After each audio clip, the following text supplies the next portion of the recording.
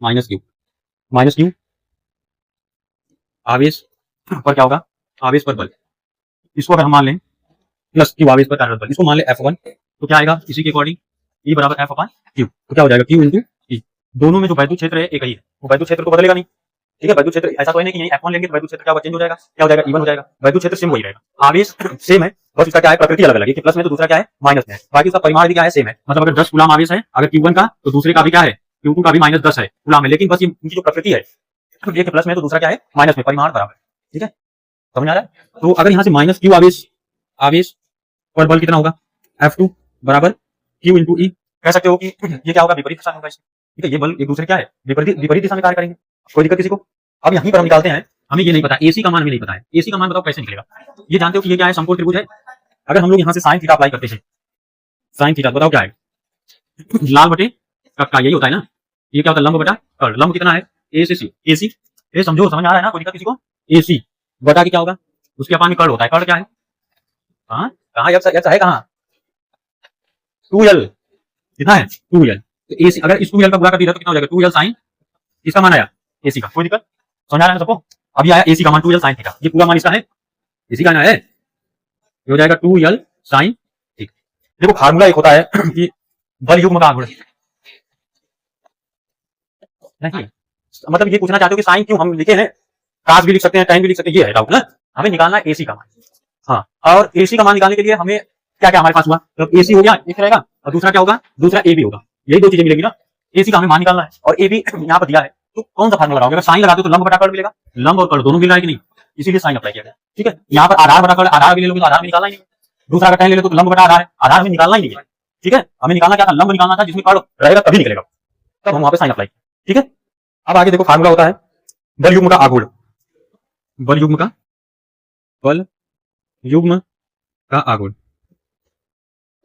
बराबर होता है किसी एक बल का परिमाण, या देखो किसी एक बल का परिमाण गुणे लंबवत दूरी, लंबवत। ठीक है, देखो बल युग्म का जो आघूर्ण होता है उसको हम लोग लिखते हैं टाउ से रिप्रेजेंट करते हैं। ठीक है, कह किसी एक बल का परिमाण में लिखना है, डायरेक्शन नहीं लिखना है। तो F1 है F2 है, दो बल है, इसमें से हमें किसी एक को लिखना है, तो हम Q इंटू ई बस लिख लें, क्या लिखें Q इंटू ई, डायरेक्ट या सही लिख लें, इंटू लंबवत दूरी, देखो यही है एसी, यही है ना, एसी का मान कितना है 2l, कोई दिक्कत किसी को, समझ आ रहा है ना। अब बताओ फार्मूला एक और लिखवाएंगे तुम लोगों को, P बराबर क्या होता है वैद्युत द्विध्रुव, ये क्या है वैद्युत द्विध्रुव आघूर्ण है ना, वैद्युत द्विध्रुव है, वैद्युत द्विध्रुव P, तो ये क्या होता है 2q और l होता है। ठीक है, तो जहां पर भी 2 आएगा q आएगा l आएगा, मतलब ये 2 q और l, इन तीनों के स्थान हम लोग क्या रख सकते हैं p रख सकते हैं ना, यहाँ पर रख लो, कितना हो जाएगा p इंटू ई साइन थीटा, ये टाउ इक्वल आ गया। अब ये जानते हो कि फिजिक्स में तुम लोग पढ़े होंगे, एक होता है सदिश गुणन, एक होता है अदिश गुणन, एक होता है जिसको हम लोग बोलते हैं डॉट प्रोडक्ट, हाँ जिसको ऐसे लिखते हैं डॉट, और दूसरा होता है क्रॉस प्रोडक्ट, ये सदिश गुणन होता है। तो सदिश गुणन में साइन होता है, इसको हम लिख सकते हैं tau is equal to p cross E, vector E. ये समझ में आया क्यों लिखा गया p क्रॉस ई, क्योंकि a क्रॉस b, देख लो a क्रॉस b बराबर होता है ए बी साइन थीटा, क्या होता है ए बी साइन थीटा, और a डॉट b बराबर होता है ए बी कॉस थीटा। ठीक है, समझ में आया कि नहीं, छाप लो तब, हो गया, इतना हो गया। अब आगे बढ़ते, देखो अब हम लोग क्या करेंगे, इसी वैद्युत क्षेत्र में वैद्युत द्विध्रुव को घुमाएंगे ना, कुछ कंडीशंस हैं, कुछ केसेस हैं, उस केस को तुम लोगों को बताएंगे। यहाँ पर हमें मिला क्या है, एक रिलेशन मिला है जो टाउ बराबर है p इंटू ई। ठीक है, p हर जगह यहाँ पर हम लोग यूज करेंगे p साइन।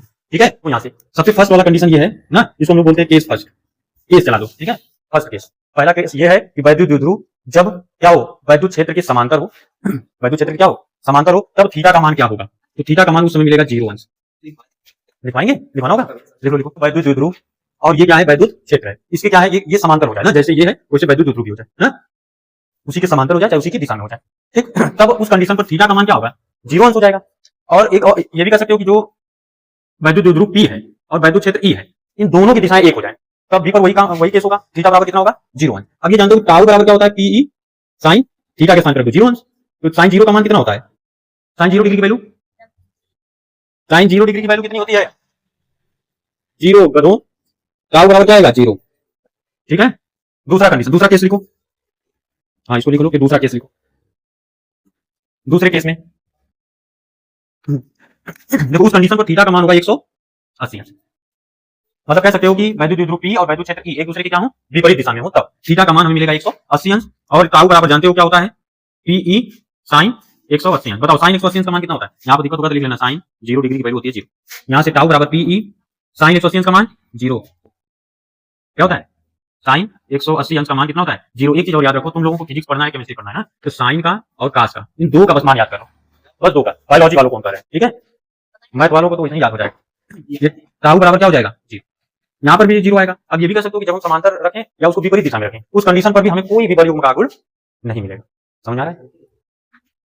केस थर्ड पर चलते हैं, तीसरा केस कर लो, तीसरा केस करो, तीसरा केस ई के लंबवत रखा हो, तब देखो थीटा का मान जो होगा वो 90 अंश के बराबर होगा, ठीक है। सोचो ये वैद्युत द्विध्रुव है 2l, अगर इसको इस तरह रख दिया जाए, इस तरह रख दिया जाए तो क्या मिलेगा, 90 अंश का ही मान आएगा ना थीटा का। और ये ऐसे रखा कैसे जा रहा है, उन बलों के द्वारा, जो बल युग्म है, उन दोनों बलों के द्वारा ये उसके झुकाव को बदल रहे हैं। तब देखो यहाँ से टाउ बराबर क्या आ जाएगा, बल युग्म का आघूर्ण, टाउ बराबर होगा P इंटू ई साइन 90 अंश, यहाँ पर कितना आ जाएगा साइन 90 अंश, साइन 90 अंश का मान कितना होता है 1, तो हो जाएगा PE इंटू 1, और टाउ बराबर कितना आ जाएगा P इंटू ई। सबसे ज्यादा बल युग्म का आघूर्ण हमें तभी मिलेगा जब हम वैद्युत द्विध्रुव को वैद्युत क्षेत्र के क्या रखेंगे, लंबवत रखेंगे। इस कंडीशन पर सबसे ज्यादा हमें क्या होगा, बल युग्म का आघूर्ण मिलेगा, ठीक है। इसी के साथ क्लास को यहीं पर हम एंड करते हैं, मिलते हैं नेक्स्ट वाले क्लास में। और आप लोग चैनल को सब्सक्राइब कर दें, बेल आइकन को प्रेस कर दें, क्योंकि हमारा जो नोटिफिकेशन है वो आपको कंटिन्यूअसली मिलता है।